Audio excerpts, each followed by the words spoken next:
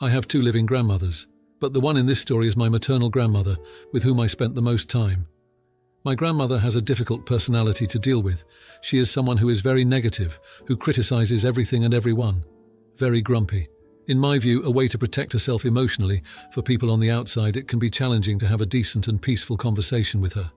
However, the family generally knows how to deal with her. After my grandfather passed away, my grandmother lived alone for several years. However, she decided to buy a big house so she could live with one of her children. In this case, my mother. She didn't want to be alone. She wanted someone to take care of her and help when necessary. For this reason, it was agreed that we would all live together, but each family would have their own privacy. As the first few years pass, only a few small annoyances happen. However, as time goes by, the little things that used to bother her turn into heavier issues. It started by creating wrong ideas in her mind. Later, she even said that we were planning something bad against her. Everything she said were lies. It was all in her head. At one point, things were so out of control that I even thought she might have some type of mental illness that was affecting her. But she had nothing to indicate that. After more than a decade of living together, one day we received a letter at home saying that she was suing us. We were shocked. We would never have imagined that we would be sued by a family member. For some reason, this first process didn't progress. However, a few months passed and we received a lawsuit again, but this time she wanted to kick us out of the house. The person who initially wanted us there to take care of her was kicking us in the butt. This time things progressed and an agreement was found in court, and a deadline was set for us to leave that house. After we made the move, my parents promised themselves that they would never have any contact with her again because of what she did to us. And in fact, we did that for some time. But whenever I thought about her, I couldn't stay upset. It made me sad to know that she no longer had anyone to take care of her. I still wanted to know if she needed any help. And that's what I decided to do. Whenever I went out and passed by her house, I stopped to talk to her, to see how she was doing, and to see if she needed anything. At first it was complicated, because she thought I was doing it to set her up. It wasn't my motivation at all. I've been doing this for some time, without my parents knowing. But one day I decided to talk to them. I wanted that somehow the relationship between them and my grandmother became smoother. Obviously, their first reaction was not one of pleasure. They understood that she needs someone to take care of her, but because of what she did, we shouldn't be the ones to do it. But as the remaining two children not only don't want anything to do with her, but also live far away from her, I didn't want her to be alone. As we are the only family that can take care of her, I wanted to continue to keep in touch with her. My parents think I should stop talking to her. She was the one who made the decision to be alone, so she has to suffer the consequences of her choices. I don't want to create problems, but I also don't want to leave her alone like an abandoned dog. Do you think I'm the jerk for continuing to keep in touch with her after what happened? This post didn't have any comments, so here's the update. 3 days ago, I made the decision to keep visiting my grandmother, despite my parents' wishes. They were adamant that we should cut ties with her after the lawsuit, but I couldn't shake the feeling that she needed someone.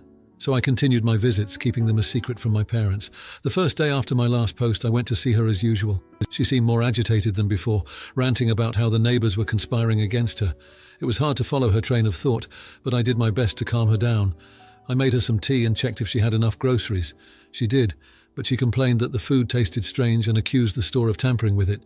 I reassured her that wasn't the case, but she didn't seem convinced. On the second day, I found her in the garden, trying to fix a broken bird feeder. She was struggling with it, so I offered to help. As we worked on it together, she started talking about my mother. She said she missed her, but in the next breath she called her ungrateful. It was a confusing mix of affection and resentment. I didn't know what to say, so I just listened. When we finished with the bird feeder, she thanked me, which was rare. I felt a glimmer of hope that maybe things could get better between her and my parents. Yesterday, the third day, I arrived to find her front door wide open. That was unusual, and I immediately felt uneasy.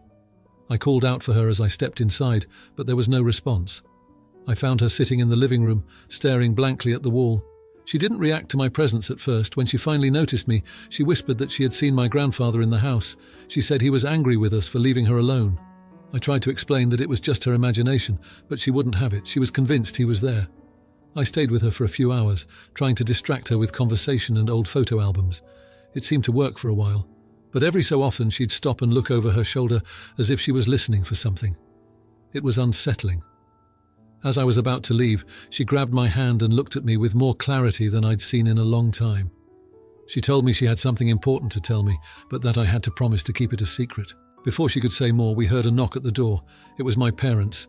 They had found out about my visits and came to confront us both. The conversation that followed was tense. My parents were furious that I had gone against their wishes. My grandmother, on the other hand, was surprisingly quiet. She just watched us argue back and forth. I tried to explain why I felt the need to visit her, but my parents wouldn't listen. They said I was betraying them by siding with her after everything she had done. In the heat of the argument, my grandmother stood up and declared that she had changed her will. She said she was leaving everything to me because I was the only one who cared about her. My parents were shocked and I was overwhelmed. I didn't want her money, I just wanted to make sure she wasn't alone. The revelation only made things worse. My parents accused me of manipulating her for my own gain. I tried to deny it, but they didn't believe me. They left in anger, saying they needed time to think about what to do next. Now, I'm left with a grandmother who might be losing her grip on reality and parents who think I've betrayed them. I'm not sure what my grandmother was going to tell me before we were interrupted, and I'm afraid to ask. I'm caught in the middle of a family falling apart, and I don't know how to fix it. The situation feels like it's spiraling out of control, and I'm not sure what's going to happen next. Now for the comments. Comment 1. Hey, it sounds like you're in a tough spot with your grandma. Maybe consider getting her some professional help. It seems like she might be dealing with some serious mental health issues, especially after your grandpa's passing. It's not easy, but sometimes love means making the hard choice to intervene for their well-being. Comment 2. I had a similar situation with my uncle. He got super paranoid and started lashing out after my aunt died. It tore our family up until we got him diagnosed with dementia. It's rough, but sometimes the kindest thing is to get them the help they need, even if they resist. Now for the next story. We moved in with her mom into 2 rooms they had available on the main floor back in 2017. The house is 3 stories with an upstairs and basement. Now it's me, my wife, and our now 6-year-old daughter. When we moved in, we agreed to pay them $250 per week to cover food, rent, and basic utilities. Now note, this place also has 0 insulation, as it was built about 20 years before the Civil War, so the electric bill can be upwards of $500 sometimes, and they refused to fix that problem. And then told us we are not allowed to have any heating fans or cooling devices in our rooms downstairs, even if the house gets uncomfortably hot or cold. Our daughter will sleep on the couch in the front room if the temperature gets too hot, so she's near the AC. Her grandma didn't like it, and I told her to deal with it because I'm not making her suffer, because her grandma is a Grinch. Progress a few years and Infection 19 hit, and they raised the rent to $350 per week to help offset bills, which I agreed to. Then about a year later in 2021, my mother-in-law quit her job and found a much lower-paying job with fewer hours, and then wanted us to cover the extra cost of the wages she lost. Then, to make matters worse, she began billing us for chores she was doing in her own house. We don't own that house. I used to help her, and after she began racking up the bills despite us doing chores, I gave up on them. Why do the chores to then be billed for it? And for chores, according to her, we should be cleaning the kitchen, bathroom, basement, tidying up storage, family room, laundry room. These rooms are over half the flipping house, and helping to keep the outside cleaned up, and if we don't, we get billed for it. Now I work 50+ hours a week and my wife works 40+, and I'm not going to lie, we live paycheck to paycheck paying for everything. Other things my mother-in-law is trying to bill us for is our daughter. So my daughter's coat started to fall apart, and the day before I was going to take my daughter to pick out a coat, mother-in-law bought her one without consulting with us, and then told me, yeah, that was $75, make sure to transfer the money to cover it. I was livid. A, I never asked her to buy it, and B, my daughter wasn't given the choice if she wanted it or not. She accepted it, so she didn't upset Grandma. But I told her she needs to consult with me or my wife before she buys anything like that, especially if she is planning on billing us for it. I also recently found out she had added herself to my wife's account when it was created 20 years ago when she was still a minor. I found out when I noticed transfers going to her account that I didn't do, nor did she. She added me to her account, so it's a joint account now. Mother-in-law came to me in a screaming rage when she found out I removed her access this morning. Am I the idiot for telling my wife's mum I'm not paying her for chores and for her buying my daughter's clothes and for removing her mum's access to her account? Now, for a few comments before the update. Comment 1. Not the jerk about the junk charges, but you've worn out your welcome years ago. It's past time to move out. Comment 2. This is the biggest troll under the smallest bridge. Now, for the update. A lot has happened since I last shared about the living situation with my mother-in-law. The tension in the house reached a boiling point after I removed her access to my wife's bank account. She was furious, but my wife and I stood our ground. We had a long, difficult conversation where we laid out our boundaries clearly. It was tough, but necessary. In the past 2 weeks, things have slowly started to shift. My wife and I took a hard look at our finances and began to make some changes. We started by creating a strict budget for ourselves, cutting down on any unnecessary expenses. We also began looking for better job opportunities that could offer us more financial stability. It's been a grind, but we're determined to improve our situation. The relationship with my mother-in-law has been strained, to say the least. After the confrontation, there was a period of awkward silence. But as time passed, we've all made small efforts to communicate better. My wife has been instrumental in mediating between her mother and me. We've had a few family meetings to discuss how we can all contribute to the household without stepping on each other's toes. One positive development is that my mother-in-law has started to back down on some of her demands. She hasn't brought up any new bills for chores or unexpected purchases. I think she realized that her actions were pushing us away and straining her relationship with her granddaughter. It's not perfect, but it's a start. As for our daughter, she's been a little trooper through all of this. We've made sure to spend quality time with her, ensuring she feels loved and secure despite the tension at home. We took her to pick out a new coat, one that she chose herself, and she was over the moon. It was a small victory, but it meant the world to us. We've also been more proactive in maintaining the house, doing our share of the chores without being asked. This seems to have eased some of the tension with my mother-in-law, and she's even started to occasionally help out with our daughter without expecting payment. It's a delicate balance, but we're managing. The biggest challenge has been the cold. With no insulation and no permission to use heating devices, we've had to get creative. We've invested in some heavy blankets and warm clothing for our daughter. We've also been spending more time in the communal areas of the house where it's warmer. It's not ideal, but we're making it work. Despite all this, we haven't given up on the idea of moving out. We've been saving every penny we can and have started to look at other housing options. It's going to take time, but we're hopeful that we can find a place of our own soon. In the meantime, we're focusing on the positives. Our daughter is doing well in school, and my wife and I are supporting each other through these tough times. We've also started to build a small support network with friends and extended family, which has been a great source of comfort. The situation at home is still challenging, but we're seeing small improvements. My mother-in-law has been less confrontational, and we're finding ways to coexist more peacefully. It's a slow process, but we're committed to making it work for the sake of our family. Looking ahead, we're cautiously optimistic. We're working hard to better our financial situation, and we're hopeful that with time, we'll be able to move into a place of our own. It's not going to be easy, but we're ready to face the challenges head on. With each passing day, we're taking small steps towards a brighter future for ourselves and our daughter. Now, for the comments. Comment 1. Hey there, it sounds like you're in a tough spot. Have you considered seeking legal advice regarding the unauthorized access to your bank account? That's a serious issue. Also, it might be time to have a family meeting to discuss a fair financial arrangement or look into tenant rights if that's applicable. Comment 2. Well, isn't that a pickle with a side of crazy sauce? I'd say it's time to channel your inner financial ninja. Start stashing away some cash for an escape the in-law fund, and maybe gift her a calculator so she can tally up how much peace of mind costs. Now, for the next story. I, 22 years old female, have been in a very serious relationship with my boyfriend, 23 years old male, for over a year now. We both live with our parents due to various reasons. Our relationship has moved quite quickly, and we have been talking about getting a place together. For further background, my boyfriend does have Asperger's, considered a form of autism, but you wouldn't know unless he told you. This doesn't bother me, and I love my boyfriend regardless. Recently, I found out that my boyfriend has no access to his own bank account, and his parents have control over it. He has a job driving forklift for a local company, and he makes good money. They give him an allowance of his own money of $600 and put the rest into a savings account that has a lot of money saved. I'm talking $50,000 or more.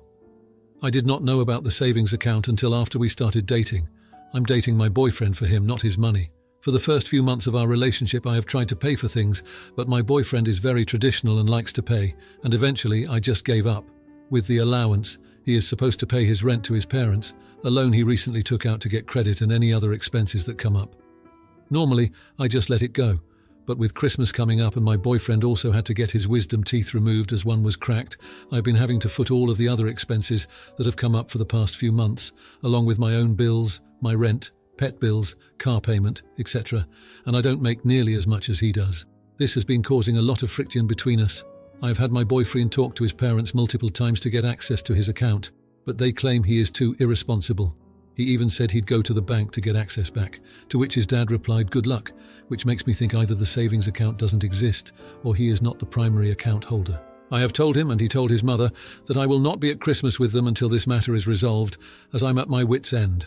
And he has said that he will also not be attending if I am not attending. I did not ask him to do this. His mother also told him if he can't afford to live on his salary, then he should get another job, and then said they would discuss it more later. After I left, his mum also told him it isn't OP's concern how I run the family. At the beginning of our relationship, I did not concern myself with his money as I figured it would get better, but as we are trying to start a future together, I feel this is my concern as I plan for us to get a place together in 2024. I don't know what else to do as I have tried the nice route and it didn't work, and my boyfriend doesn't like confrontations.